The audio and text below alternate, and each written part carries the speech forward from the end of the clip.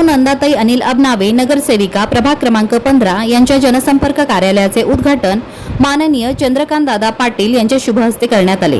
त्यांना निवडून आल्यापासून वाटत होतं की लोकांचे ऋण व्यक्त करावेत, आभार मानावेत, जेवण द्यावं, कार्यालय सुरू करावं। त्याप्रमाणे त्यांनी कार्यालयाचं उद्घाटन केलं। मला आश्चर्य वाटावं इतकं चांगलं लिखित होतं, पण कधी कधी लिखित भाषण सुद्धा वाचताना त्यातला चढ उतार नाही मिळाला तर मग ते फारच पंफस होऊन जातं। त्याने खूप चांगलं भाषण केलं। मी त्यांना आग्रह धरलेला आहे की बा कार्यालय आज सुरू झालं उद्या बंद झालं असं करू नका, ते जिवंत कार्यालय असायला पाहिजे। जनसंपर्क कार्यालयाच्या माध्यमातून भाजपाच्या नगरसेविका सौ नंदाताई अबनावे प्रभाग क्रमांक 15 मधील जनसामान्यांचे प्रश्न सोडवण्याचे प्रभावीपणे काम करतील असे मत महाराष्ट्र राज्याचे उच्च तंत्र शिक्षण मंत्री चंद्रकांत दादा पाटील यांनी केशवनगर येथे बोलताना व्यक्त केले। प्रभाग क्रमांक 15च्या भाजपच्या नगरसेविका सौ नंदाताई अनिल अबनावे यांच्या जनसंपर्क कार्यालयाचा उद्घाटन समारंभ, कृतज्ञता तथा संवाद सभा कार्यक्रमाचे आयोजन करण्यात आले होते। यावेळी उद्घाटक या नात्याने चंद्रकांत दादा पाटील हे बोलत होते।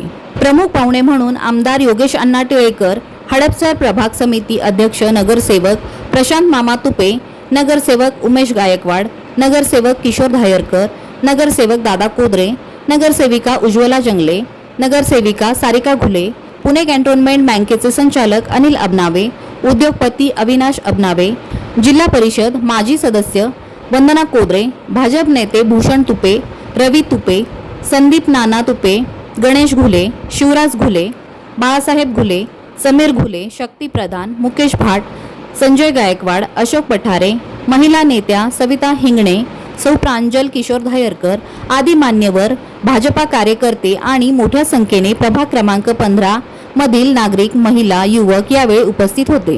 पूर्व भागातील वाहतूक कोंडी, पाणी टंचाई, पर्यायी रस्ते या प्रलंबित नागरी समस्या सोडवण्यावर भाजपने भर दिलेला आहे।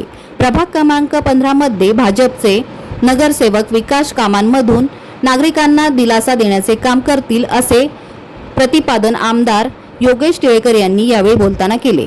निवडणुकीमध्ये दिलेल्या आश्वासनांची पूर्तता भविष्यात विकास कामांमधून करणार असून जनसंपर्क कार्यालयाच्या माध्यमातून 24 तास जनतेच्या सेवेसाठी आम्ही उपलब्ध असणार आहोत असे यावेळी बोलताना नगरसेविका सौ नंदाताई अनिल अबनावे यांनी सांगितले। आलेल्या मान्यवर पाहुण्यांचे स्वागत नगरसेविका सौ नंदाताई अबनावे, अनिल अबनावे, अविनाश अबनावे, विशाल अबनावे यांनी केले। कार्यक्रमाचे सूत्रसंचालन सुहास भंडारी यांनी तर आभार अनिल अबनावे यांनी मानले। यामध्ये पहिलं मी सांगेल की जनतेचं प्रेम, कारण की आपल्याला ज्यावेळी तिकीट मिळायच्या आधी सुद्धा ज्यांनी आपल्याला सपोर्ट केला त्या जनतेचं मी खूप खूप आभार मानतो, कारण त्यांच्याशिवाय ह्या गोष्टी कुठल्याही शक्य नव्हत्या।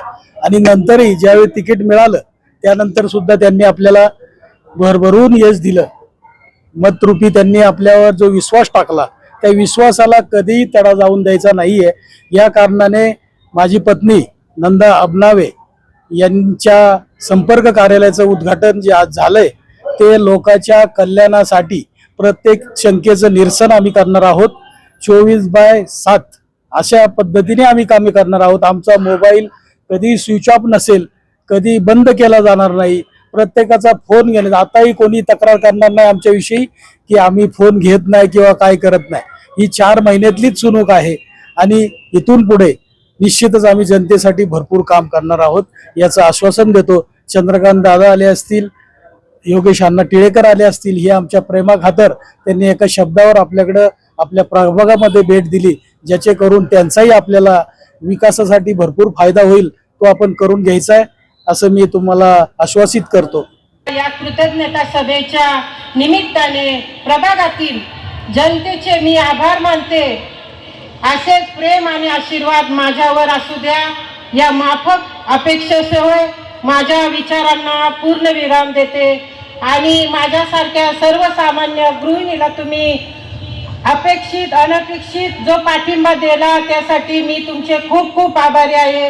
काही चुकले असेल तर मला तुम्ही आपलीच समजून क्षमा असावी।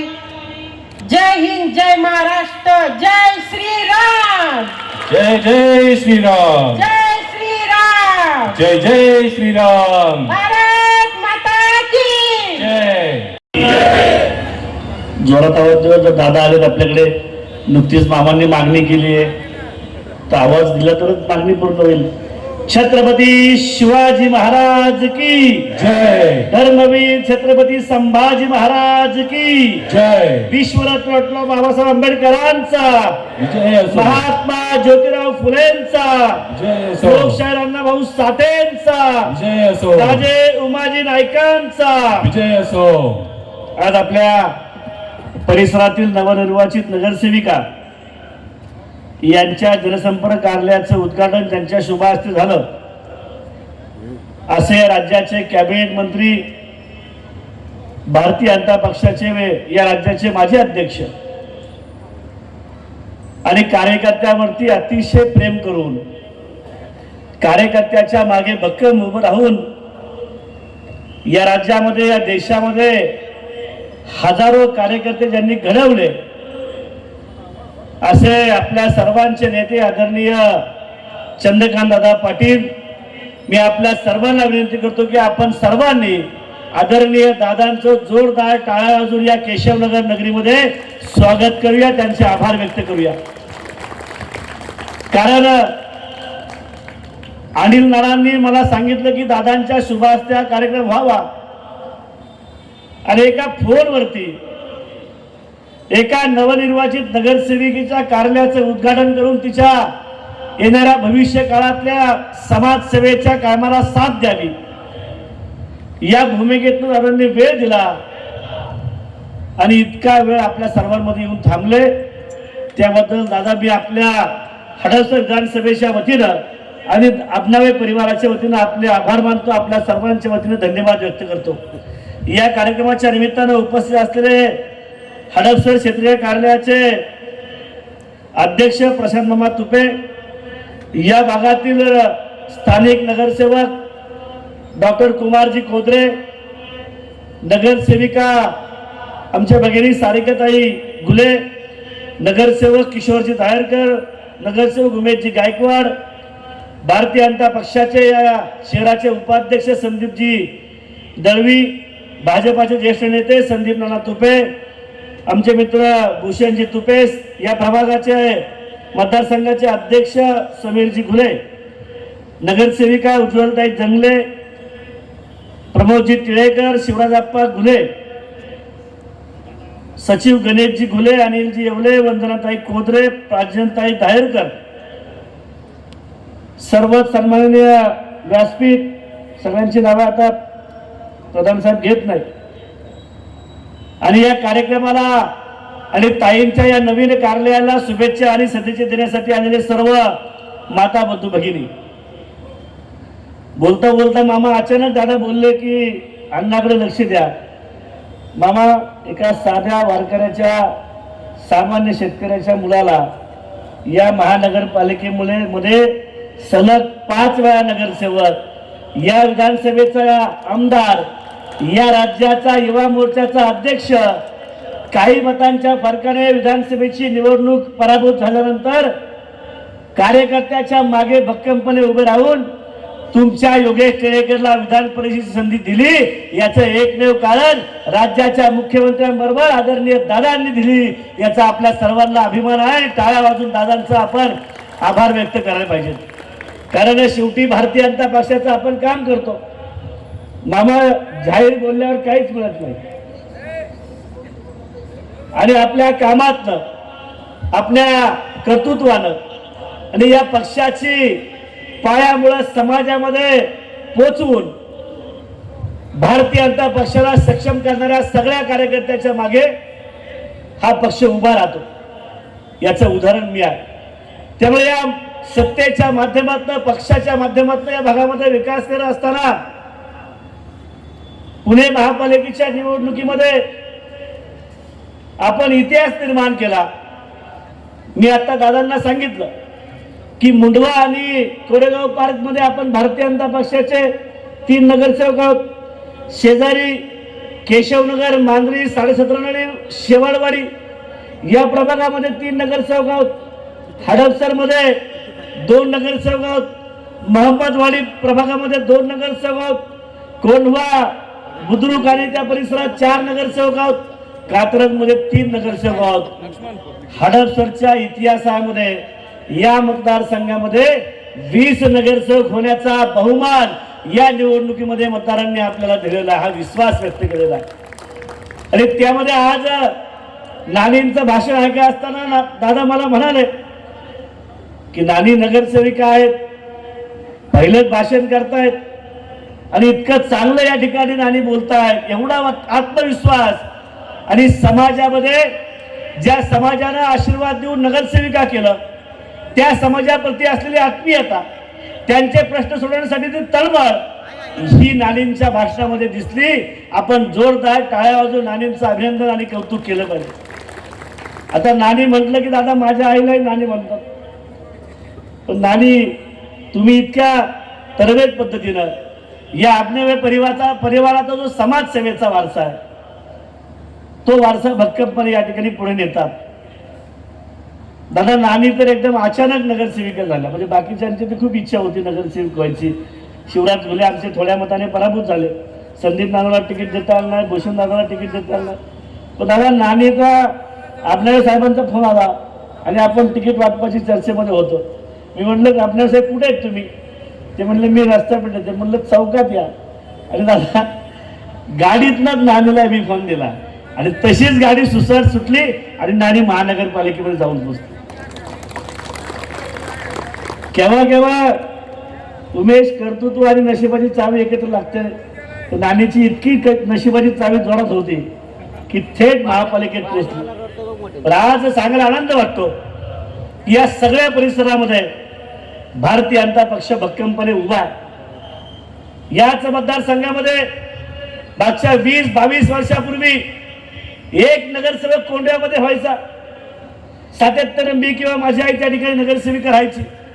परंतु आज मी ज्या सगळ्या भागाचा उल्लेख केला, फक्त कोंडवा खुर्दचा एक प्रभाग क्रमांक 19 जर सोडला तर या सगळ्या प्रभागामध्ये भारतीय जनता पक्ष ताकदीने उभी आहे. याचं कारण समाजामध्ये काम करत असताना या देशाचे पंतप्रधान नरेंद्र मोदी साहेबांवरती असलेला विश्वास, या राज्याचे मुख्यमंत्री आदरणीय देवेंद्रजींनी ज्या पद्धतीने या राज्याचा विकास केला, तो विकास करत असताना या शहराच्या विकासासाठी भक्कमपणे बाजू मांडली. आदरणीय दादांच्या नेतृत्वामध्ये दादा पालकमंत्री असताना या भागातल्या अनेक प्रश्नांसाठी आपण न्याय देण्याचा प्रयत्न केला.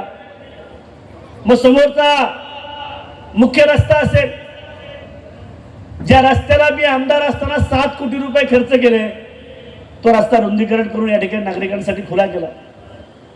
आजही आपली वाहतुकीची समस्या सोडवण्यासाठी महात्मा फुले चौकामध्ये आपण उड्डाणपूल करतो.